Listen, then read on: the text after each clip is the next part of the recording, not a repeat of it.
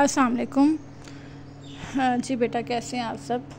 अच्छा जी, कल बेटा हमने जो टॉपिक पढ़ा था वो था क्वांटाइज्ड रेडियाई, और आज जो हम टॉपिक पढ़ने लगे हैं वो है क्वांटाइज्ड एनर्जी। तो बेटा देखें, कल भी जो सिनेरियो था वो सेम था, जो आज है वो भी वही चीज़ है, लेकिन फिर भी चले हम डिस्कस करते हैं। देखें, कल हमने पढ़ा था एटम का स्ट्रक्चर, और उसी से रिलेट करते हुए हमने वेलोसिटी भी कैलकुलेट की थी और रेडियस भी कैलकुलेट कर लिया था। तो बेटा आज भी ना हमने रेडियस की और वेलोसिटी की हेल्प लेते हुए एनर्जी कैलकुलेट करनी है, ठीक है। लेकिन ये एनर्जी किसकी है, ये कहाँ से आ रही है, क्यों आ रही है, क्यों कैलकुलेट करनी है, तो उसकी रीज़न आज हमने बतानी है।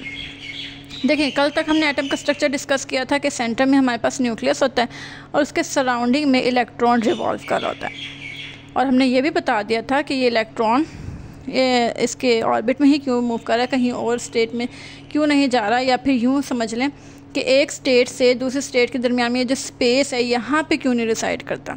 हमने ये सारी बातें डिस्कस कर ली थी। तो बेटा हुआ ये था कि असल में ना जब ये यहाँ पे आ रहे थे, ये हमें बोहर ने ऑलरेडी बता दिया था कि यहाँ पे इनका एंगुलर मोमेंटम क्वांटाइज्ड है, जिसकी वजह से बस ये यहाँ या यहाँ मतलब जो स्टेट्स बनी हुई हैं प्रॉपर, वो बस वहीं पे रिवॉल्व कर रहा है। तो बेटा एंगुलर मोमेंटम क्वांटाइज्ड था, तो फिर हमने देखा कि सेंटर से, न्यूक्लियस से लेके जो फर्स्ट ऑर्बिट का रेडियस था वो भी क्वांटाइज्ड आया हमारे पास। फिर से फर्स्ट से मतलब सेंटर से ही सेकंड पे गया, वो भी हमें मतलब हर चीज़ हमें कांस्टेंट मिलना शुरू हो गई। ऐसे ही है। तो बेटा जाहिर सी बात है, जब इलेक्ट्रॉन इसी एरिया में मूव करेगा, इसी ऑर्बिट में मूव करता रहेगा, तो जाहिर सी बात है उसकी एनर्जी भी क्वांटाइज्ड रहेगी। तो आज हमने वही एनर्जी तो कैलकुलेट करनी है। तो देखें, पहली बात, एक तो ये इलेक्ट्रॉन बाउंड है न्यूक्लियस के साथ, है ना। तो अगर ये बाउंड है तो जाहिर सी बात है इसके अंदर पोटेंशियल एनर्जी होगी। और अगर ये इलेक्ट्रॉन रिवॉल्व कर रहा है, मोशन कर रहा है, तो मोशन से रिलेटेड कौन सी एनर्जी? Kinetic energy. तो अगर ओवरऑल देखें, इसमें दो एनर्जीज आ रही हैं, एक है पोटेंशियल एनर्जी, एक है काइनेटिक एनर्जी। तो सम ऑफ एनर्जीज क्या होता है? Total energy plus kinetic energy plus potential energy.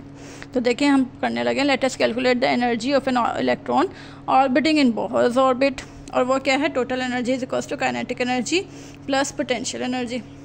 ठीक है बेटा, अब काइनेटिक का भी फॉर्मूला हम यूज़ कर लेंगे, पोटेंशियल का भी, और कुछ वैल्यूज़ होंगी, पुट करके हम अपना फाइनल रिजल्ट निकाल लेंगे। तो काइनेटिक एनर्जी का फॉर्मूला तो आप सबको बहुत अच्छे से आता है, वो क्या है? Half mv²।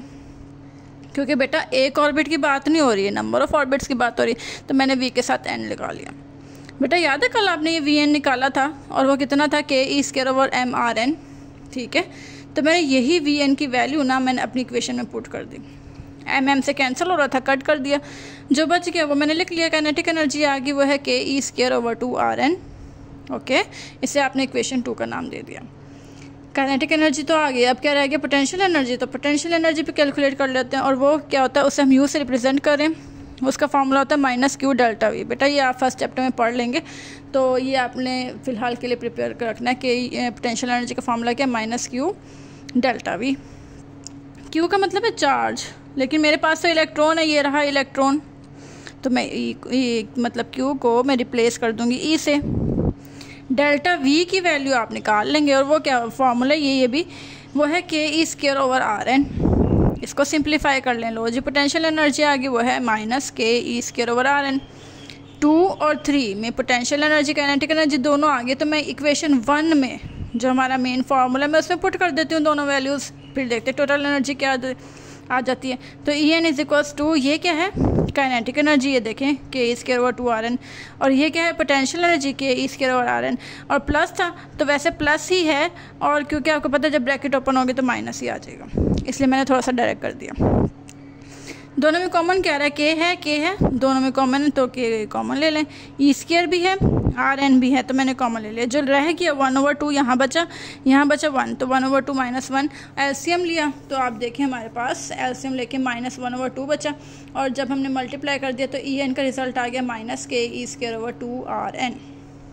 ठीक हो गया। लेकिन बेटा इसमें देखें rn आ रहा है, ये देखें ये rn है, तो rn की वैल्यू तो कल कैलकुलेट हो गई थी, और वो क्या थी? n²a²/4π² ke²/m। तो ये जो rn की वैल्यू है, मैं यहाँ पे ये वाली वैल्यू पुट करने लगी हूँ, बाकी सब कुछ सेम है, -ke²/2। rn की वैल्यू क्या है? n² a² / 4π² ke²m, तो मैंने लिख दी। बेटा अब देखें, जो कैंसिल आउट हो रहा है ना उसे कैंसिल आउट कर दें। जो सबसे नीचे होता है ये वाला पोर्शन, सबसे नीचे, ये सबसे ऊपर जाके मल्टीप्लाई हो जाएगा। तो देखें क्या बचेगा यहाँ पे, क्योंकि कट हो गया था, यहाँ पे बचा 2 है ना, ऐसे ही है ना, मैं लिख लूँ, ये बचेगा 2 पाई स्क्वायर के E square M, 2 pi square के ई स्क्वायर एम। ऊपर क्या था, के ई स्क्वायर, ये देखें एक लाइन में आ गया। बाकी नीचे क्या बचा, एन स्क्वायर एच स्क्वायर, तो एन स्क्वायर एच स्क्वायर, ठीक हो गया। आगे देखें के और के, तो फिर के स्क्वायर नहीं हो गया, ये ई स्क्वायर, ये ई स्क्वायर, ये ई 4 नहीं हो गया। एम बाकी जो सब कुछ था वो हमने एज इट इज़ लिख दिया।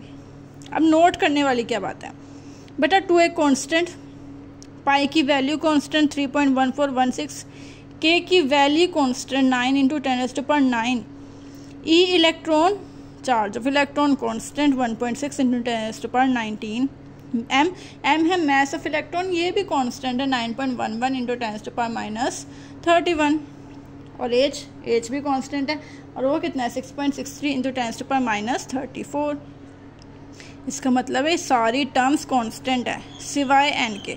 एन कांस्टेंट क्यों नहीं है, क्योंकि आपको पता है पहला ऑर्बिट तो n = 1, दूसरा ऑर्बिट n = 2, फिर n = 3 भी होगा, 4 होगा, 5 होगा, सब कुछ ही होंगे, तो n कांस्टेंट नहीं है, उसको मैंने अलग कर लिया। तो ये जब सारी चीज़ें कांस्टेंट है तो मैं कह देती हूँ कि ये एनर्जी E0 से रिप्रेजेंट कर लेते हैं। अब उसकी जगह इसकी वैल्यू लिखें E0 divide by n square, तो ये हमारे पास टोटल एनर्जी का रिजल्ट आ गया। अब बेटा एक बात है, पता तो होना चाहिए ना, ये ई कांस्टेंट जो है E0 जिसमें सारे कांस्टेंट, उसका रिजल्ट क्या आता है। तो हम उसको सिंप्लीफाई कर लेते हैं, वैल्यूज़ पुट कर देते हैं। तो देखें वैल्यूज़ पुट कर दी मैंने, जो जो बताई थी देखें सारी वैल्यूज़ मैंने लिख ली हैं। अब जो रिज़ल्ट आएगा ये आपने सिंप्लीफाई करके मुझे बताना है। अब जो रिज़ल्ट आएगा वो क्या है हमारे पास 2.17 × 10⁻18 जाउल। लेकिन बेटा जाउल में एनर्जी आई है, क्योंकि इलेक्ट्रॉन है तो इलेक्ट्रॉन वोल्ट इसका ऐसा यूनिट होगा। तो हम क्या करेंगे, इलेक्ट्रॉन वोल्ट के लिए हम 1.6 × 10⁻19 से डिवाइड करेंगे, तो साथ में इलेक्ट्रॉन वोल्ट आ जाएगा। सिंप्लीफाई किया तो 13.6 इलेक्ट्रॉन वोल्ट आ गया। और हमारा फार्मूला क्या था, ये देखिए E0/n², E0 की वैल्यू क्या आ गई 13.6 electron volt divided by n²। तो ये देखें एज इट इज़ लिख दिया, ठीक हो गया। अब बेटा n आपको पता है डिफरेंट होगा, अगर n = 1 होगा तो आपको पता है 13.6 इलेक्ट्रॉन वोल्ट के नीचे क्या आ जाएगा 1, आंसर 13.6 ही आ जाएगा। इसी तरह से आप n = 2 भी करेंगे, n = 3 भी करेंगे, और आपके पास डिफरेंट एनर्जीज आना शुरू हो जाएंगी, ठीक है। अब ये कुछ टर्म्स हैं जो आपकी बुक के लास्ट में, इस टॉपिक के लास्ट में लिखी हुई है, और क्या है, सबसे पहले है ग्राउंड स्टेट। बेटा ग्राउंड स्टेट वो स्टेट है जहाँ पे इलेक्ट्रॉन की सबसे कम एनर्जी, या फिर यूँ कह लें लोएस्ट एनर्जी स्टेट को ही ग्राउंड स्टेट बोलते हैं, जिसकी एनर्जी सबसे कम होगी। तो सबसे कम कौन सी होगी, जो n = 1 होगा, जो न्यूक्लियस के करीब होगा। तो फिर एक्साइटेड स्टेट क्या होगी, जिसमें एनर्जी थोड़ी सी ज़्यादा होगी, और याद रखिएगा ग्राउंड से ज़्यादा होगी। तो मैंने इसलिए लिख दिया कि 1 से ज़्यादा होगी। अब वो 2 भी हो सकता है, वो 3 भी हो सकता है, वो 4 भी हो सकता है, वो कुछ भी हो सकता है। एक्साइटेशन पोटेंशियल वो पोटेंशियल होता है जो इलेक्ट्रॉन को चाहिए एक्सेलरेट होने के लिए। अब मैं थोड़ा सा पोटेंशियल देती हूँ, वो पोटेंशियल कहीं से भी आ सकता है बेटा, वो आप बैटरी से दे दें, तो ज़्यादा बेहतर है। बैटरी से देंगे इलेक्ट्रॉन क्या होगा, वो हायर एनर्जी स्टेट में चला जाएगा, एक्सेलरेट हो जाएगा। और ये जो पोटेंशियल दिया आयनाइजेशन के, एक्साइटेशन के लिए, उसी को हम एक्साइटेशन पोटेंशियल बोलते हैं, ठीक है। तो फिर आयनाइजेशन पोटेंशियल क्या होगा, देखें होता ये है कि ये न्यूक्लियस है, ठीक है, और मैं आपको बता देती हूँ, ये मैंने कुछ ऑर्बिट्स बना लिया। अब असल में ना इलेक्ट्रॉन जो है वो यहाँ पे बैठा हुआ है लोअर एनर्जी स्टेट पे, ठीक है। अब मैं क्या करती हूँ, मैं कोई एक फोटोन लेकर आऊँगी किसी एनर्जी का, मैं इसके ऊपर स्ट्राइक करवाऊँगी, यूँ समझे मैंने एक एनर्जी इसको दे दी है। अब इसके अंदर एनर्जी गेन होगी या ज़्यादा होगी, जब एनर्जी ज़्यादा होगी तो ये तो असल में लोअर एनर्जी स्टेट था, तो फिर जब ज़्यादा होगी तो ये यहाँ पे तो नहीं बैठेगा, ये तो हायर एनर्जी स्टेट में चला जाएगा। और वो कौन सा है, ये वाला। तो ये जो पोटेंशियल मुझे चाहिए था ना, लिफ्ट अप द इलेक्ट्रॉन को लिफ्ट अप करने में, अब चाहे वो सेकंड में जाए, थर्ड में जाए, चाहे वो इनफाइनाइट स्टेट तक चले जाए, ये जो प्रोसेस है इसको हम बोलते हैं आयनाइजेशन पोटेंशियल, ठीक हो गया बेटा। ये 4 टर्म्स हैं और ये हमने आज जो टॉपिक डिस्कस किया है, ठीक है। ये है सारा आपका क्वांटाइज्ड एनर्जी का टॉपिक, ठीक है। इससे आपने अच्छे से प्रिपेयर कर लेना है। ये बहुत इंपॉर्टेंट टॉपिक है, डेरिवेशन बेस्ड है, लेकिन ये है कि इम्पॉर्टेंट है, आपने अच्छे से प्रिपेयर करना है। ठीक है, चलें ठीक है, ओके जी, अल्लाह हाफिज़।